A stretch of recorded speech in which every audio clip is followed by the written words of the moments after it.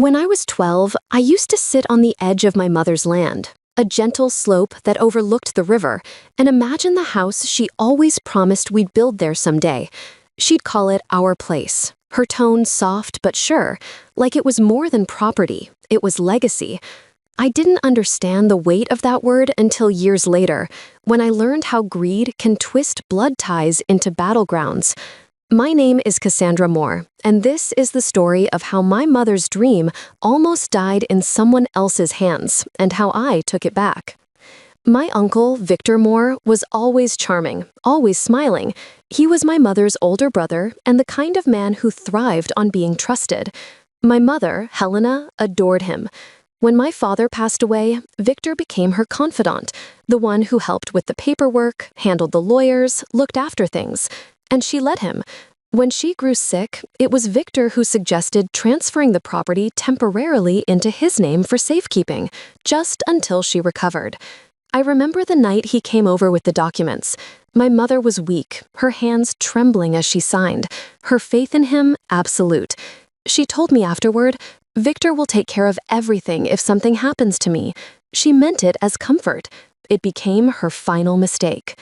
After she passed away 2 years later, Victor stood by my side at the funeral, all gentle condolences and false promises. "Don't worry, Cass," he said, his voice thick with performative grief. "Your mother's land is still safe with me. We'll talk about it when things settle."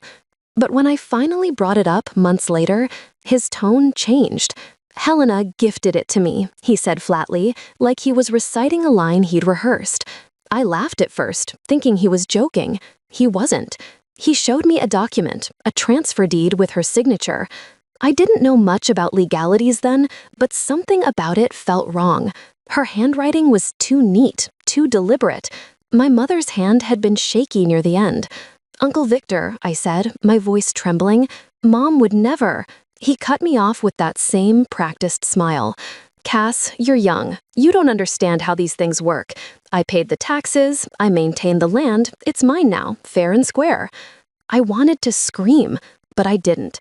I left quietly, my mind racing.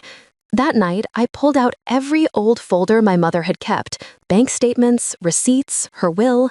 It was all there except one thing, the original property deed, the one with her handwritten notes about boundaries and the orchard she planned to plant someday.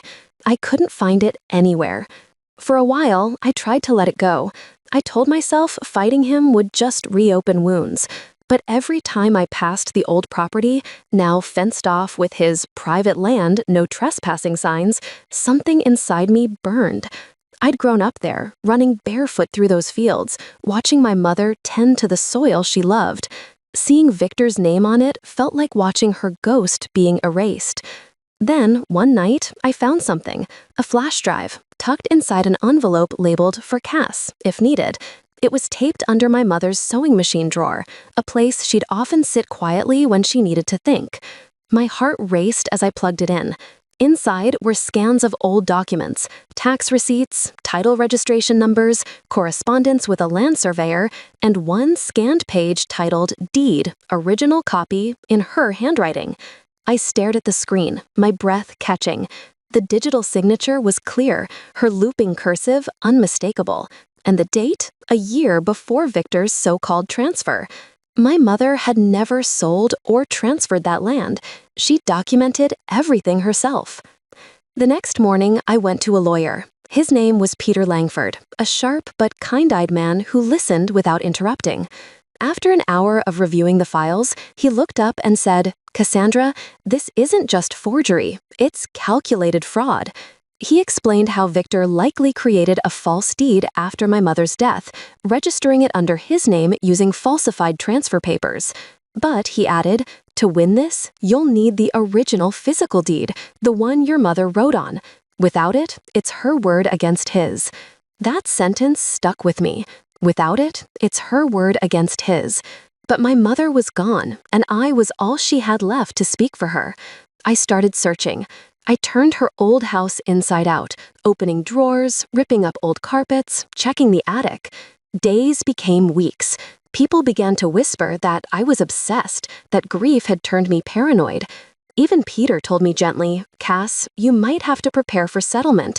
A partial recovery, maybe." But I refused. Something told me she'd hidden it somewhere meaningful. My mother had always been sentimental like that. Then I remembered something, a memory from when I was little. She used to read to me every night from an old copy of Pride and Prejudice. It was her favorite book.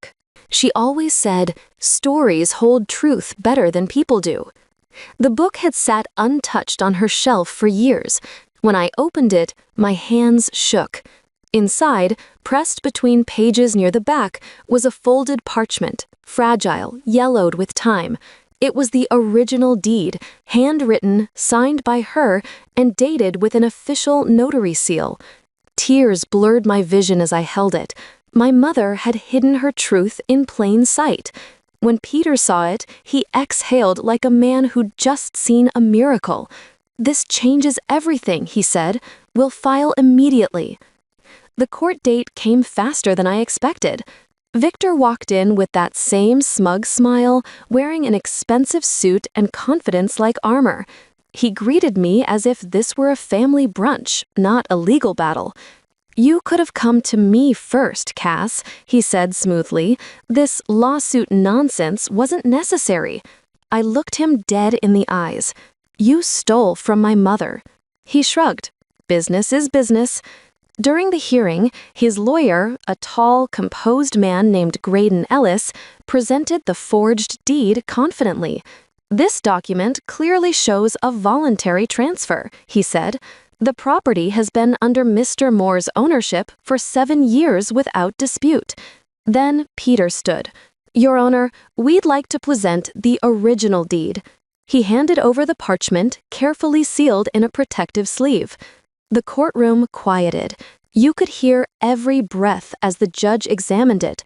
He compared signatures, dates, and seals. Then he looked up, frowning. "Mr. Ellis," he said, "would you care to explain why this signature on your client's document doesn't match the verified handwriting on this original deed?" Graydon's eyes flicked to Victor, who shifted in his seat.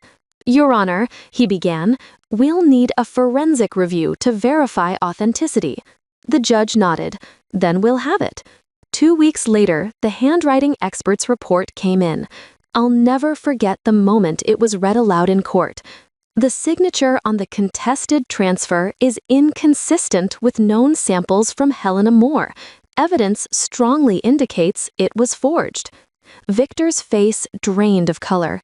He tried to speak, but the judge cut him off. "Forgery of property documents is a criminal offense, Mr. Moore. You are hereby stripped of all claims to this land."